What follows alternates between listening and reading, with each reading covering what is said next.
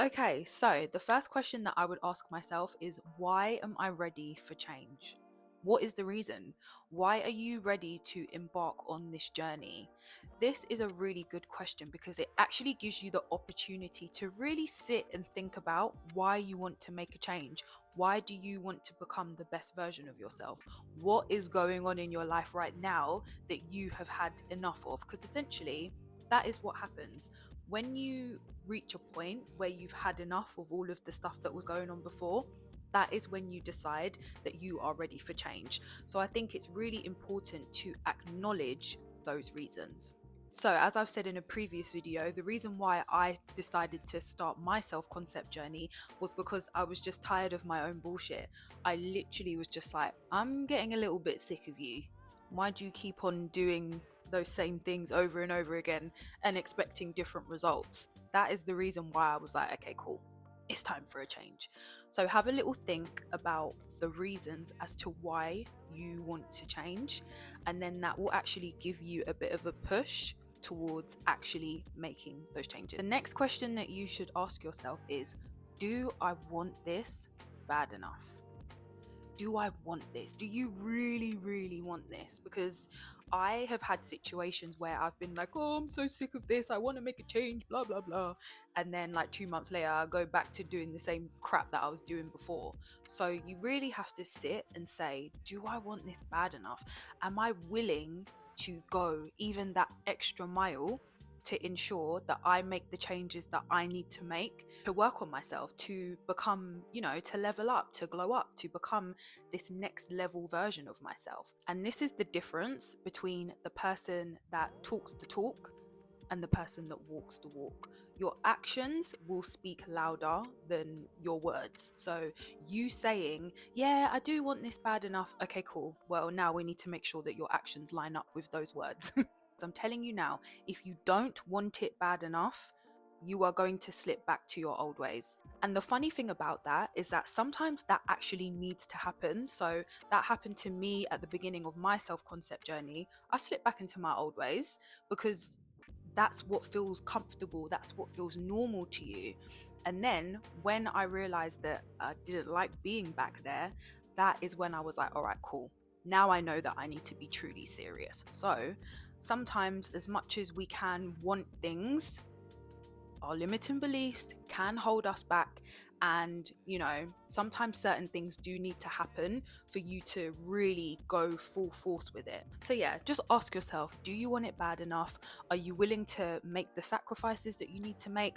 Are you willing to have to, face yourself? Because essentially, that is what a self concept journey is. It is you facing you. You now need to deal with the person that you were before in order to become the person that you want to be. So, yeah, do you want it bad enough? Okay, so the next question that I would ask myself is, what are my limiting beliefs? If you don't know what limiting beliefs are, be sure to check out our website. We actually have an ebook dedicated to helping you figure out what your limiting beliefs are and how you can challenge them. So that's on the website. But anyway, you should be asking yourself what your limiting beliefs are, because these are the things that are holding you back from having what you actually want in life, from being the person that you deep down, I know that you can be that person. And sadly, these limiting beliefs, they're playing in the background of our minds. They make us not trust ourselves. They make us not believe that we can do things. They make us feel like we're not good enough. They're just there causing a whole lot of drama, and we don't want that anymore. So, in order to work on those limiting beliefs, you kind of need to know what they are. Once you identify your limiting beliefs, it will actually make you realize, just in your day-to-day life, where it is actually affecting you, and you will make an effort to actually not want to behave in that way, talk that way, whatever it is that they're causing you to do. One of the first steps to solving a problem is just identifying what the actual problem is. So yeah, make sure you check out our website and download our ebook on there, all to do with overcoming your limiting beliefs. What are my favorite things about myself? As much as I want you to figure out what your limiting beliefs are, I also want you to look at the good things, the amazing things, the things that make you you, that you like about yourself. Because I want you to put those things at the forefront of your self concept journey. It can be really easy to just be looking at all of the things that you need to work on. You need to work on this, you need to work on that, you shouldn't be doing this, you shouldn't be doing that.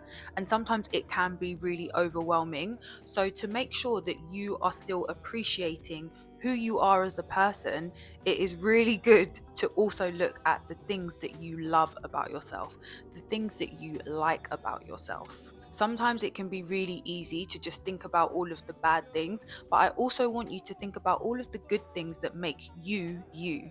I don't care if it's the silliest of things, as long as it's something that you like about yourself, write that down.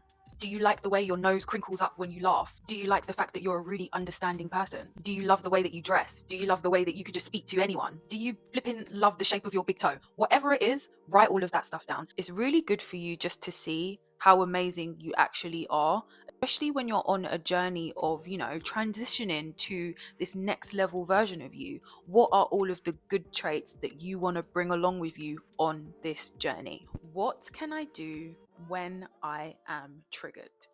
This is a key question. What I want you to do is focus on the ways that you can allow yourself to deal with your triggers.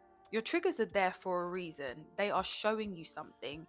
And so, by understanding your triggers, you'll actually be able to deal with them a lot better.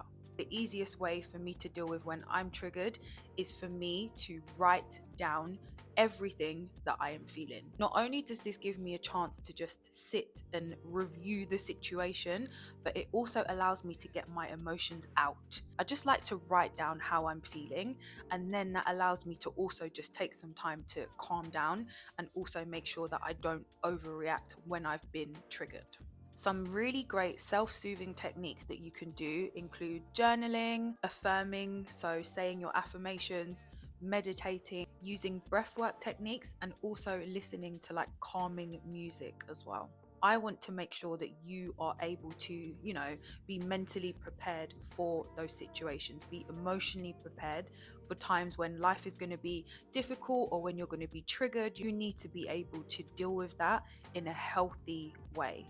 So have a little think about the ways that you can self-soothe and, help yourself to regulate your emotions when you have been through something that is kind of like triggering you and you feel like you're going to spiral and you're not entirely sure how to deal with your emotions.